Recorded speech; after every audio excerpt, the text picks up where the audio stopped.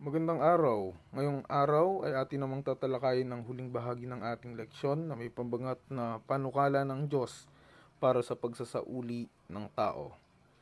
Ginawang matuwid ng Diyos ang tao, Ecclesiastes 7 verse 29. Gayunpaman, si Satanas nang ihagi sa lupang ito ay naging matagumpay sa kanyang pandaraya sa pagiging medium ng magandang ahas doon sa Eden, naakay ng Diablo si Adan at Eva sa di paniniwala sa salita ng Diyos, at pagkatapos ay sa pagsalangsang sa mga utos ng Diyos. Sa gayon, ang tao ay nadala sa pagkaalipin ng Diablo. Ikalawang Pedro 2 verse 19. Kaya't kung paanong sa pamamagitan ng isang tao ay pumasok ang kasalanan sa sanlibutan at sa pamamagitan ng kasalanan ay ang kamatayan, kaya't dumating sa lahat ng mga tao ang kamatayan sapagkat ang lahat ay nagkasala. Roma 5 verse 12.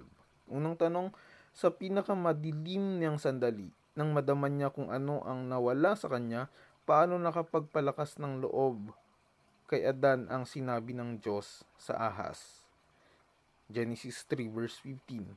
Maglalagay ako sa iyo at sa babae ng pagkapuot sa isa't isa at sa iyong binhi at sa kanyang binhi. Ito ang dudurog ng iyong ulo at ikaw ang dudurog ng kanyang sakong. Nang ang tao ay magkasala, si Kristo na lumalang ng lahat ng bagay, Juan 1 verse 3, ang nagkusang loob upang mamatay para sa kanya. Nag-alok si Kristo upang bayaran ang kabayaran ng kasalanan at sa ganitong diwa siya ang kordero na pinaslang buhat ng itatagang sanlibutan. Apocalypse 13 verse 8. Basahin ng unang Pedro 1:18 hanggang 20.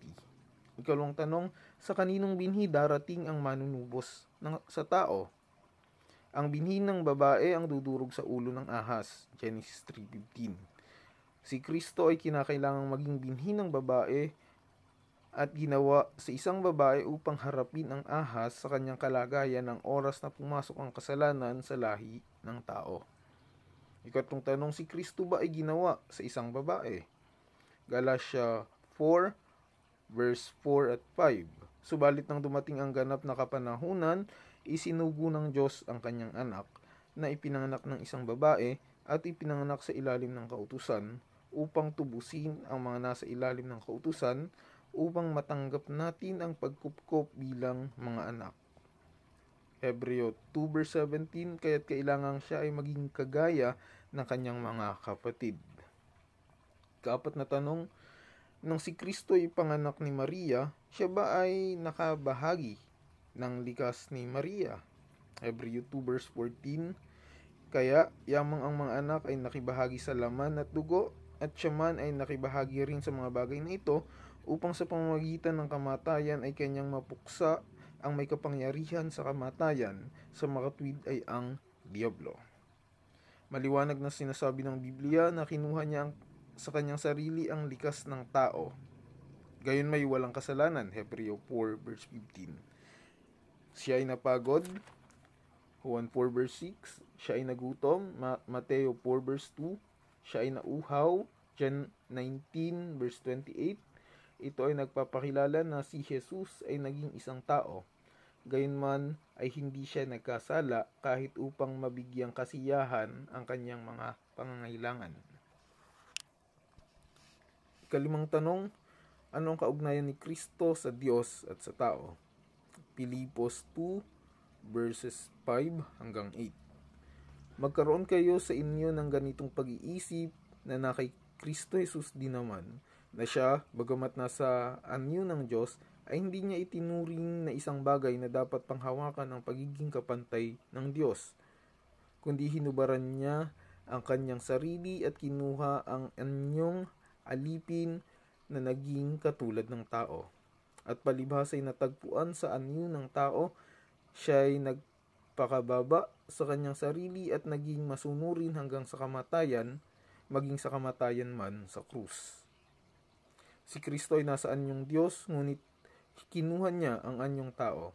Siya, nakapantay ng Diyos, ay naging kapantay ng tao. Siya ay manlilikha at Panginoon, ngunit siya ay naging kinapal at alipin. Ang isa na tulad ng Diyos ay naging tulad sa tao. Siya na Diyos ay ginawang tao at laman. Juan 1 verse 1 at 14. Ika-6 na tanong, sa anong kalagayan ginawa si Kristo bilang tao? Siya ay ginawang laman. Juan 1 verse 14. Siya ay ginawa sa ilalim ng kautusan. Galatia 4 verse 4. Si Kristo ay ginawang isang sumpa. Galatia 3 verse 13. Ang kalikuan ng lahat ay ipinasan sa kanya. Isaiah 53 verse 6. Siya ay inaring may sala. Ika-2 Korinto 5 verse 21.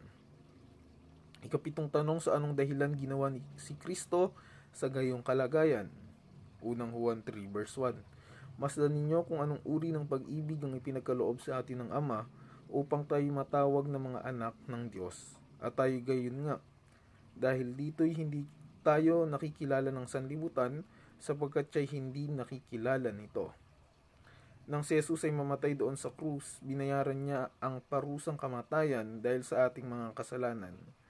Ito ang dahilan kung kaya maaring magkaroon ng kapatawaran at buhay na walang hanggan ang sino mang sa pamamagitan ng pananampalataya ay tatanggap ng kanyang dugo. Basahin ang Roma 3 verse 23, unang Pedro 2 verse 24, Roma 3 verses 24 hanggang 25. Ika-8 tanong, paano ko matitiyak na si Kristo ay makatutulong sa akin na sagupain ang mga tukso? Hebreo 2 verses 17 at 18. Kaya't kailangan siya ay maging kagaya ng kanyang mga kapatid sa lahat ng mga bagay, upang siya ay maging isang maawain at tapat na pinakapunong pari sa mga bagay na nauukol sa Diyos, upang gumawa ng handog na pantubos sa mga kasalanan ng mga tao. Palibhas ay nagtiis siya sa pagkatukso, siya ay makasasaklolo sa mga tinutukso. Si Kristo ay naparito upang hanapin at iligtas ang mga nawaglit na mga lalaki at babae. Lucas 19 verse 10. Siya ay kumakatawan sa pastol na naghahanap ng isang tupang nawala. Siya ay naparito upang ibalik sa tao ang larawan ng Diyos. Inilagay niya ang kanyang sarili na rin sa gitna ng nangawaglit. Siya ay inaring may sala. Basahin ng Isaiah 1 verse 18. Ang panukala ng Diyos ay gawing sakdalang tao. Basahin ng Mateo 5 verse 48 at ika-2 Pedro 1, 2 hanggang 8. Ang ating susunod na leksyon ay may pamagat na ang kaligtasan at ito ay may 7 mga bahagi.